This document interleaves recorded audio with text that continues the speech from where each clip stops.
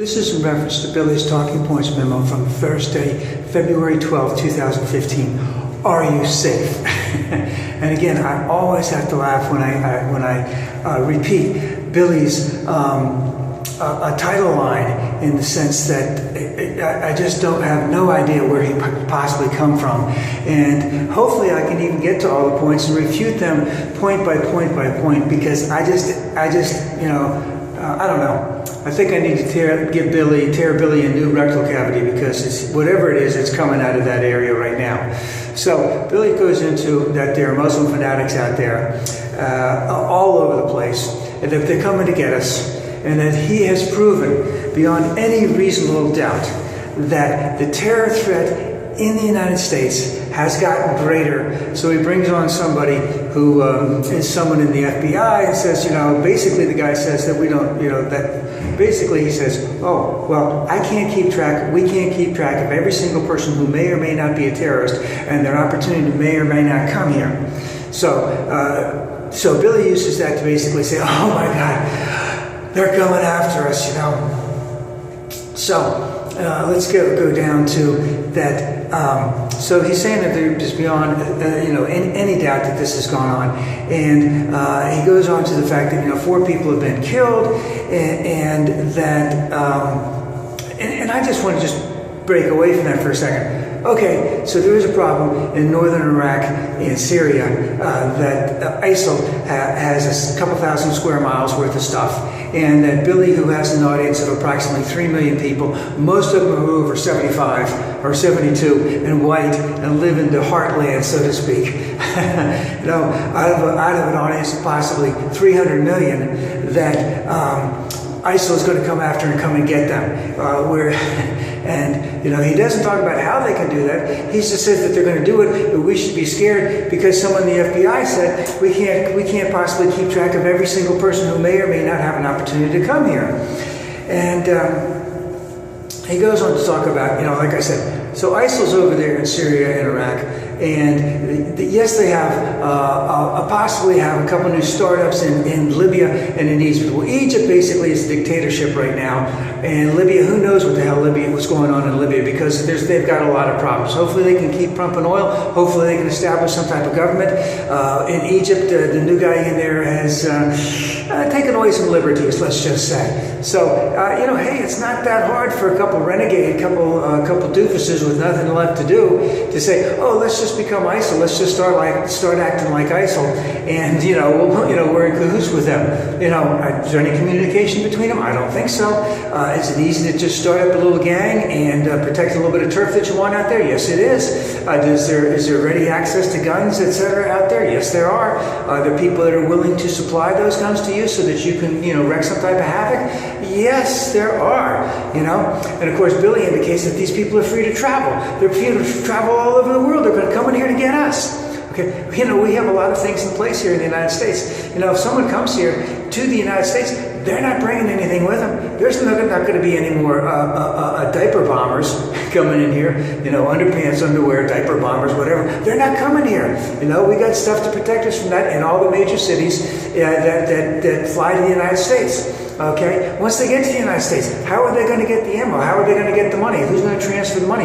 We're keeping track of a lot of that stuff all over the place. You know, so we know, and of course, here's the other thing that I've said before and said many times, is we know who all the big players are, all right? So we know that they're stuck. They're not going to be able to leave that area of northern Syria and Iraq, and northern Iraq, all right? But yeah, can some other people maybe come through? Yes, but when they get here, then they have a whole new set of problems. How are they going to get the money? How are they going to get the arms? How are they going to get the recruits? How are they going to meet up with somebody who's supposedly sympathetic to them? How are they going to have their plans? You know, we're monitoring a lot of this kind of stuff. So Billy comes up with all of this stuff, you know, and he indicates, okay, now, and this is, so let's just get this straight. There's 300 million people here, 3 million watching Billy, most of them over 72, most of them are over white, and what are the chances of someone getting here? You know, remote, can it happen? Of course it can happen. Have we done a heck of a lot to try and bring that probability to its lowest percentage point possible? Yes, we have. Okay, but Billy, you know, basically says that they're Muslim fanatics. They're coming to get us. And for the past year, Obama has dithered. You know, he's not. This has reached a critical mass. What critical mass? What are you talking about, Billy?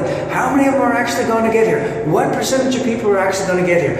What type of shit are they going to actually do? Are they a little bit stronger in northern Iraq and Syria? Of course they are. You know, are they getting 4,000 or 5,000 recruits per month? Yes, they are. Are we killing about 5,000 or 6,000 per month? Yes, we are, at least from the latest statistics. But, you know, for you to sit there to say that they're coming after us, and how's it going to happen? You know, that's what you always talk about. How is it going to happen? You know, and then you say that we're not dealing with this aggressively. Now, remember, Obama said that he wanted to have an armed forces, agreement, a military force, armed authorization, utilization of military force from the Congress. He asked for that months ago. Congress didn't want to give it to him months ago because they didn't want to get their dirty hands on it. They didn't want to say, "Oh, go ahead and do all this stuff. Bomb them to smithereens, put boots on." They didn't want to say that. No, they didn't want to say that at all. They also didn't they did not want to have to increase the military budget to do that, because then there'd have to be an offset. At the same time, Obama would say, hey, if you want to increase the military budget, you're going to have to increase the other agencies also.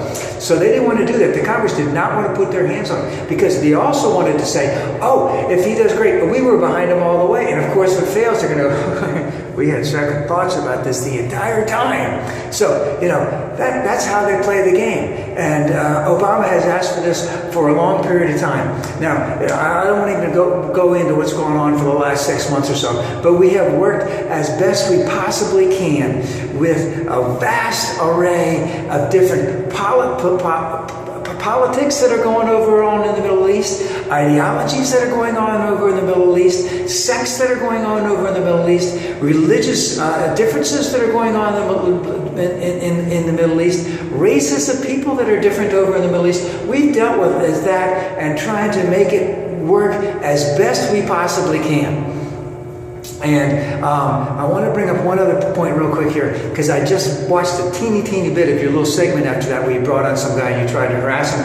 And the guy pointed out a good thing. You know, when this first started happening last April or May, maybe June, April or so of last year, okay, we didn't want to go into Syria and bomb them, because we got Russia over there, we got Syria over there.